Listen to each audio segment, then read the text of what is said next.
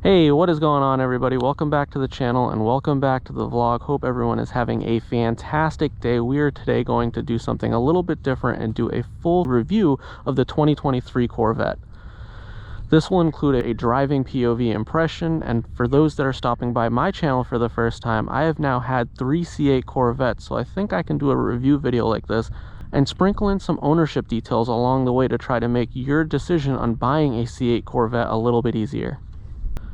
In 2020, General Motors unveiled the C8 platform, which was truly a revolutionary landmark for General Motors and the sports car community for General Motors to offer a car of this caliber at this price point.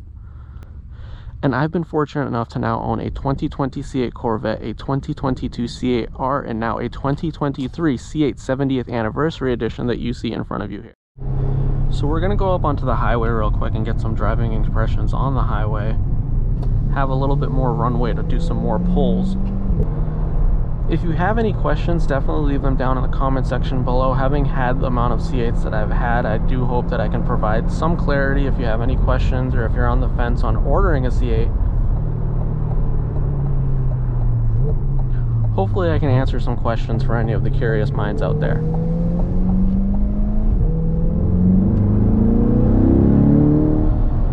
The power band is just very linear, which is one of the best things about this car. You don't feel any lag, you don't feel any dead spots until you really get to the top end north of 100. That's where you really start seeing some of the loss of power, or some of the lack of power for better terminology, come into play. And that's where the Z06 is really going to round out this car.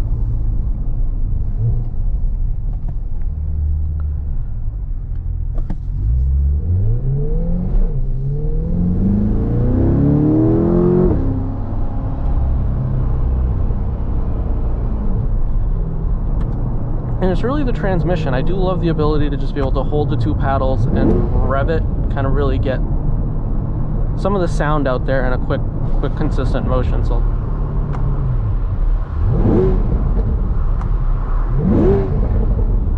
and it's a fantastic sounding exhaust, if I'm being really honest with everybody. I think the Z51 exhaust is one of the better sounding factory exhausts, short of maybe the GT500.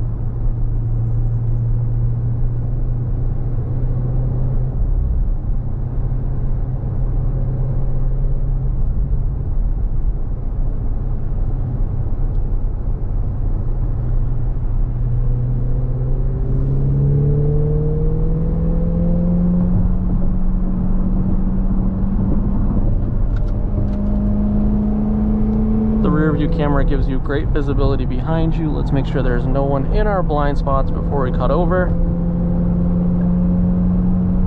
On throttle.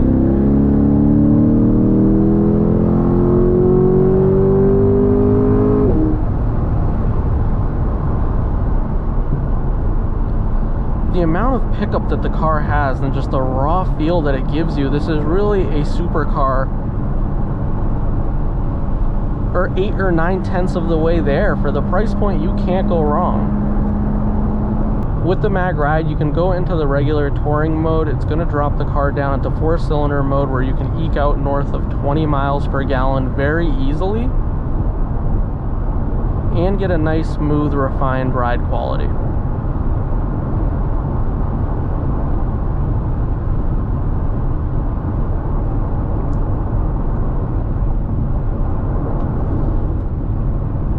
As you can see, I'm cruising at about 70 miles an hour right now, and the car just kind of feels normal. It doesn't feel like something that exotic.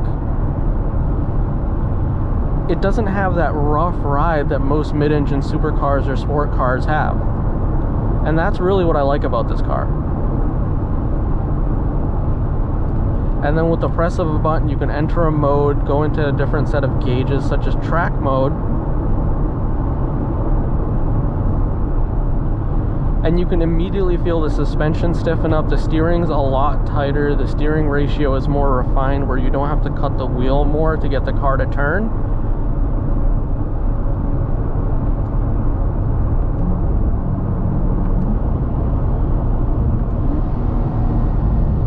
And with the DCT, you can downshift yourself down And it's very instantaneous, it's very smooth. You simply just press the paddle and hold it, and it will go back into auto. And the car has tremendous passing power, is one of the best aspects of it. It's just a linear power band in a good weight to horsepower ratio. This is truly one of the best cars that you can buy for the money.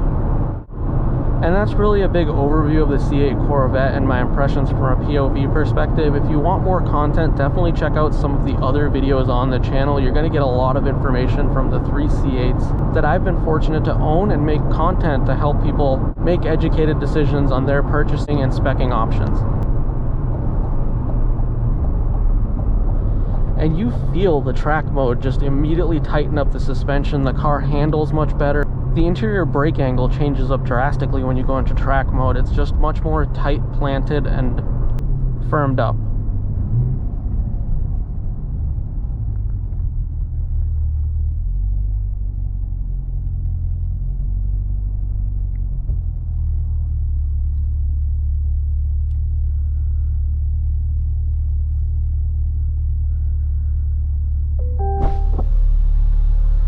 And there may be significant amounts of wind noise when I open the top, but in the outro we want to hear the exhaust a little bit more.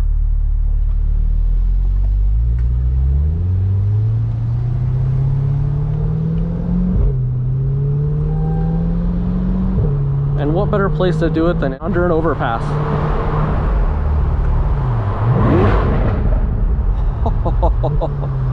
This car is truly fantastic. So just like that, if you enjoyed this video, make sure to give it a big old thumbs up. If you have not already, definitely go ahead and hit that subscribe button. And as always, until the very next video, I look forward to seeing all of you in the comment section below.